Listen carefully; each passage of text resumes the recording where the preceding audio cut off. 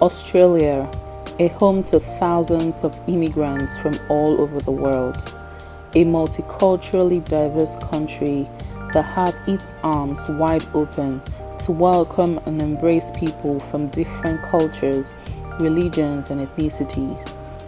Each year, thousands of people troop into Australia to make it home, and in the same light, millions of people leave Australia to other parts of the world. Why, you may wonder?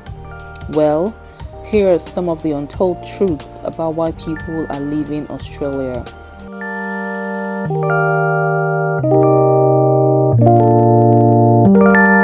Hey, welcome back to my channel. It's your girl Joy. If this is your first time seeing this very beautiful, very pretty face, please do not make it your last. Do well to like, subscribe, share, and be a part of our community. So today I'll be talking to you about the reasons why people are leaving Australia and migrating to other parts of the world. It is no news that Australia is an amazing country. It is no news that Australia is one of the best countries in the world. But there are some factors I'm going to be stating today that are quite unsuitable for a lot of people, okay? And this is the reason why they've chosen to leave Australia. If you find yourself in that category of people who have probably left a country for another, I'm sure you'll be able to relate to this. The number one reason, which I feel like is the most crucial reason why people are leaving Australia to other countries like Canada, is the difficult pathway to permanent residency here in Australia. If you don't already know, Australia and Canada have similar permanent residency pathway system, which is the point-based system where you have a certain number of scores that now qualifies you to apply for permanent residency. But the Canadian permanent residency pathway is way easier compared to Australia. Because you know, in Canada, if you're required to have like 430 points or 500 points or 470, you are sure that if you're in that pool, you meet that point, you're going to definitely get it right. But over here in Australia, it's not like that. I've seen people who have 80 points and they are still waiting for permanent residency because their course or their course of study is not priority on the list. So because it's not priority, they're not attending to you even if you meet the requirements. And this has made it so difficult for a lot of people. This is so challenging. I cannot tell you how many people I know that have migrated from Australia to Canada or to other parts of the world just because they got direct permanent residency, you know, which is easier. Now, Australia has this permanent residency pathway, right? But they don't promote it as much as they should. They are not very big on it. And their requirements are so much that it's almost impossible for you to get it right, which can be frustrating. Let's not even talk about the fact that it's also very expensive, okay? So I feel like the Australian government, they don't make it very easy for people to come all the way, okay? So you see how Nigerians always flood Canada. Funny enough, it's not even because Canada has the best structure or the best system or offer better opportunities. No, it's just because Canada just gives them that peace of mind of you're coming as a permanent resident, you don't have to worry about visa, you don't have to worry about going back. And that is what a lot of people want. People that leave their country and travel all the way to another country to find greener pastures. They want that settlement. They want that feeling of being at home without worrying whether they'll be deported or sent back home anytime soon. So that has been a struggle. Their consideration of age, work experience, academic background, English proficiency, all these things are quite on the high side, and for you to tick all these boxes, it's a lot. It's a lot for them. Another reason why people are leaving Australia to other parts of the world is that over here building wealth is hard, okay? And I know that this point may also apply to other countries, not only Australia, but building wealth in diaspora is hard, okay? It's not easy. By the time you give 30 to 40% of your tax to the government, what do you have left? You pay your bills. What else? What is left? Okay, so building wealth is hard. Sometimes you see people working same jobs for years and all they can afford is the basic things that they have. They can't even make investment. They can't even, they can't do things that other people would ordinarily do, or even people back home. Sometimes you see people who have lived in abroad for years and they cannot even boast of things that people that live back home can boast of. Okay, so it can be very frustrating. The system has a way of putting everybody on the same level. level, right? There is no the extremely rich, even people that are extremely wealthy, they are probably doing real estate or something that is giving them so much money. But the government has a way of just putting everybody on the same level. By so doing, you are averagely comfortable, and that's what the system wants. They want you to be averagely comfortable, not overly wealthy, if that makes sense. Another reason why people are leaving Australia is the high cost of living. Now, I know that Australia is one of the highest paid countries in the world, but their pay is commensurate to the standard of living. Okay, so they pay you so high, they find a way indirectly to take that money from you. Okay, now if you're living in a metropolitan city, that is even worse. Okay, because you're paying so much for rent. At the moment, you cannot get a 3-bedroom apartment for anything less than $500 a week. That is a lot of money. The other day I was trying to convert it, and I realized that the amount of money I pay for weekly rent is what I pay back home in Nigeria for a whole year. That is a lot of money, right? So it is very expensive. Sometimes people cannot keep up with the lifestyle because the bills keep coming. The electricity, the gas, the water bill, the phone bill, daycare, healthcare, everything is a lot, especially if you're not permanent residents. A lot of people that are permanent residents already in Australia, they don't have these complaints because it's already home for you. So you have to find a way to balance it.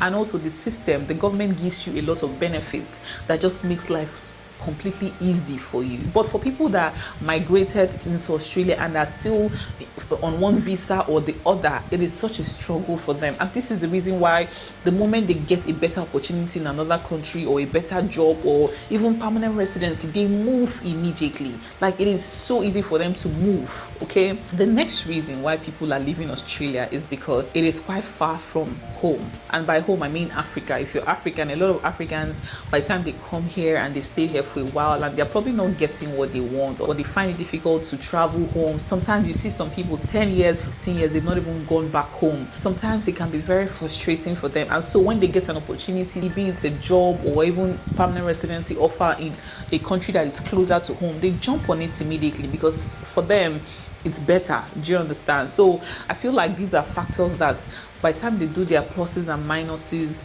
they just know it's easier to up and leave. And although it's a sad reality, but there is really nothing anyone can do about it. Australia is down below on the map, and the African country or your country is somewhere up on the map. Okay, and I know some people will say, oh, but you're not working there, you're not running, you're not taking bus, you're actually flying. Yeah, that is valid, but for some people it's not even worth it. Okay, so it is what it is. Another reason why people leave Australia to other countries is because of loneliness. Guys, this particular one, it is real. It is real. Like, I don't know how people that don't have families survive in this country, because even with your family, even with having people around you, it can be lonely. Now imagine when you don't have anybody. I remember when I moved here without my husband and I was here for almost 2 years without him. It was the loneliest years of my life. Sometimes people slip into depression, people have anxiety just because they don't see people, just because they are too lonely. And you know that Australia is not like Canada or UK where you see people everywhere, especially Nigerians, right? You see Africans, anywhere you turn there's a black person, anywhere you turn, even in your work environment there's a black person. Here it's different. In your work environment, you're probably the only black person in that office or the only black person in your department, right? So it can be depressing sometimes. And this is the reason why some people will say, you know what, I'd rather go to UK that is saturated with black people, where I know I have easy access to seeing my own people or having a family member, than being in Australia. A lot of people in the UK, they have one. In fact, you hardly see somebody in the UK that doesn't have a blood relation there. That makes sense. In fact, you see some people, their whole family, their whole generation is in the UK and they live just blocks away from each other. Compared to us, that when you come to Australia, if you have a brother or a sister here, it's a big thing. Okay, this is not to say it's not common, don't get me wrong. I'm not saying it's not common. I'm just saying that it is very rare for you to hear somebody say, oh, my whole family, my whole generation, my parents, my grandma, everybody lives here in Australia. Whereas in the UK or in Canada, it is very common It is very, very common. Okay, so that is one thing we struggle with. Another reason why people leave Australia is due to old age. Now, for a lot of migrants, especially people that are culturally diverse, it is very difficult for you to find somebody who will migrate all the way to Australia to find greener pastures, and they worked here all their life and they want to retire, and you see them retiring here. It's very, very difficult for you to see. Most of them want to go back home where they have family, that community. It still boils down to community. A lot of them want to go back home where they have people that will take care of them. Okay, because over here, once you clock 60 or 65, you're going to retire. You have to retire. And when you retire, it's either you're going to an aged care facility or a care home, right? In very rare cases, will you see people want to sit back home and take care of their parents. It's very rare. Most of them will send them to care homes because they need to work and make money, right? But back home in Africa, there are people who would happily stay with your grandparents, people who would be there to take care of them until they are old and gray and even die, right? It is very easy for you to find that community, that family member, because there will always be one auntie who has a child that can always come and take care, or who has somebody, right? But over here, it is not like that. It is not like that. And that is one reason why I feel like it is what it is. It's just inevitable. Another reason why people leave Australia is the Australian passports. Now, the Australian passport is one of the strongest in the world because it grants you visa-free access to over 194 countries of the world. This is 2024 statistics. Now, imagine getting the Australian passport, which grants you access to every part of the world. It automatically opens your mind to wanting to explore other countries, to see more places, right? You now have the opportunity to decide to say, you know what, I think I want to get a job in Canada, I think I want to get a job in Switzerland, I think I want to go up Europe. You know, you want to explore. And by so doing, you're probably leaving Australia and then going there. And it's also very possible that when you now get there, you prefer that place to Australia, or you get better opportunities there than Australia. Okay, so these things are inevitable. At the end of the day, it's a beautiful thing to get the Australian passport. I mean, who doesn't want to be a global citizen? Who doesn't want to go to different countries of the world visa free? That is our prayer, right?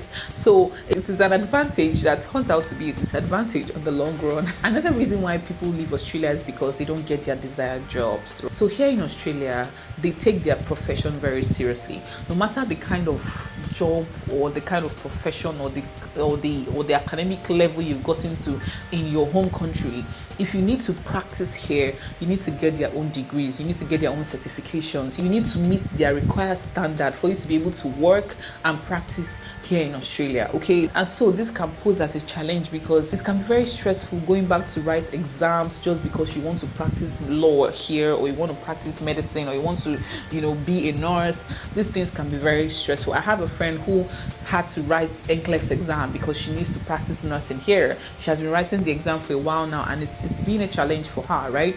A lot of people find these things challenging, right? And this is not just for Australia. I know it's also applicable to other countries, but I feel like the Australian system is very uptight. Their expectations and their requirements are way higher than other countries, and that is because they prioritize their citizens. So I do not even blame them. They want the best for their citizens. They want the best. So if you're a doctor, they know that they have the best hands for the job, okay, which is a good thing. But it's just that it's a disadvantage for some other people because now they have to work extra hard to be able to meet those requirements in order for them to even get employed. And for some other people, they don't even get the job at the end of the day. It's that they have these qualifications and they've not gotten a job, or they get a job that doesn't suit them. You know, there is always one reason or the other. And so when they get a better offer somewhere else, they just up and leave, because I mean, you cannot survive without a job, right? You can't survive without a job, a skill, or a business, something that puts food on your table. At the end of the day, it is inevitable for them to move. The last reason why people leave Australia is work-life balance.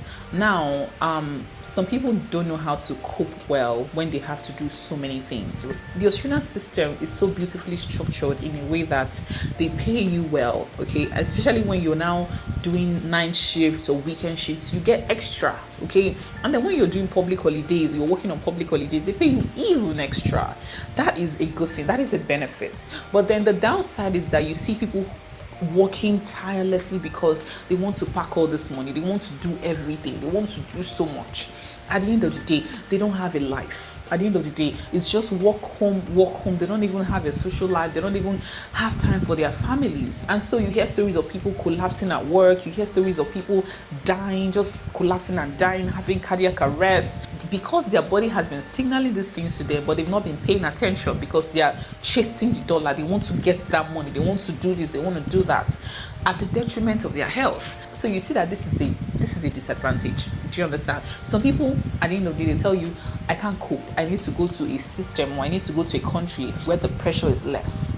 I need to go to a country where the government oversees a lot of things. I don't have to work so much for it. Okay, there are some countries where people don't work as much as they work, and they get more benefit from the government, whether as permanent residents or as immigrants. Okay, so when people like this, who are in this situation, or who are in a mentally tired states, see these opportunities, they jump at it immediately. I mean, everybody wants to work and make money, but who doesn't want to enjoy their life while doing this?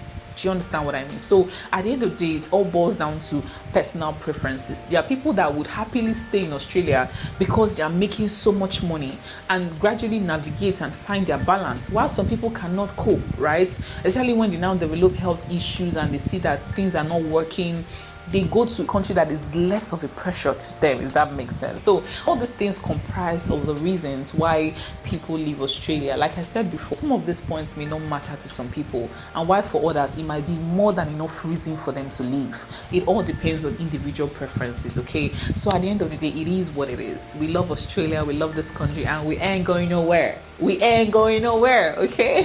Thank you so much for watching my video. If this is your first time, please do not make it your last. Like, share, subscribe, be a part of our community. Okay, and let me know in the comment section if you know more reasons why people are leaving Australia, or why people are coming into Australia. Okay, thank you so much, and until next time, bye.